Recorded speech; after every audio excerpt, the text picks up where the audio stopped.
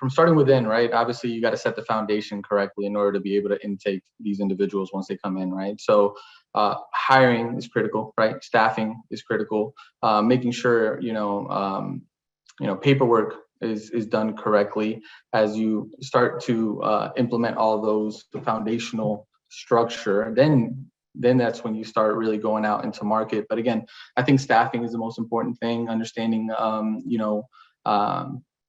how much of that community you have to staff for, because we've been down the rabbit hole of, hey, this person is out and there's nobody backfill.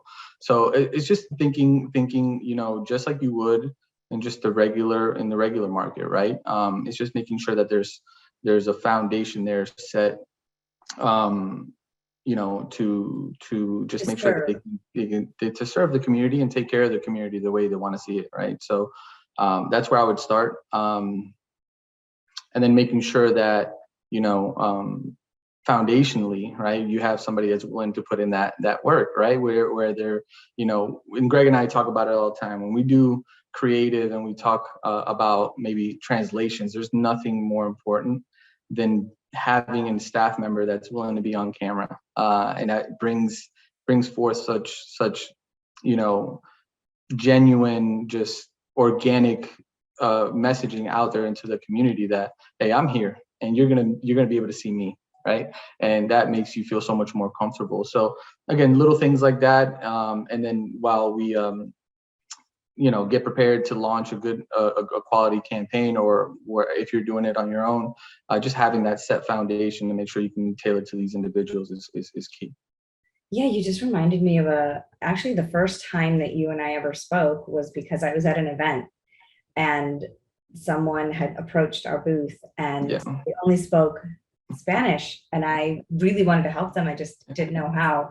So to have someone in my pocket that I could utilize as a translator was really helpful. But I imagine if you're selling a product, especially a really expensive one, like a home or a car or jewelry, right? Like a diamond ring, you want someone to really feel like their purchasing power is just as important and that you're able to communicate with them. So that's a good point of making sure that your sales force represents your community, but also in case outside of the marketing, once they come in, what is your backup plan if that person isn't there?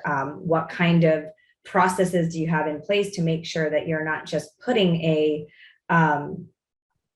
message out there, but you're actually living it and you're able to provide them those resources? So, well, I always ask people this question, right? You have the first. Let's take it. My dad, right? Very little English. So imagine if I dropped you in Argentina or in any other country, and you have to make a major purchase decision. In this case, a vehicle, and there wasn't anything out there for you. Just put yourself in the shoes of the person who's receiving that message that says, hey, we're here to take care of you. That goes such a long way. And that's the purpose of this call, really. It's just to make them feel comfortable that, hey, no matter what, you come in, the whole process will be done for you to understand every nook and cranny of it and make sure that you're happy and understanding the process, right? Because the process differs across the board, but it's just that, making people feel comfortable enough to say, hey, the whole process is in your language and we'll cater to you.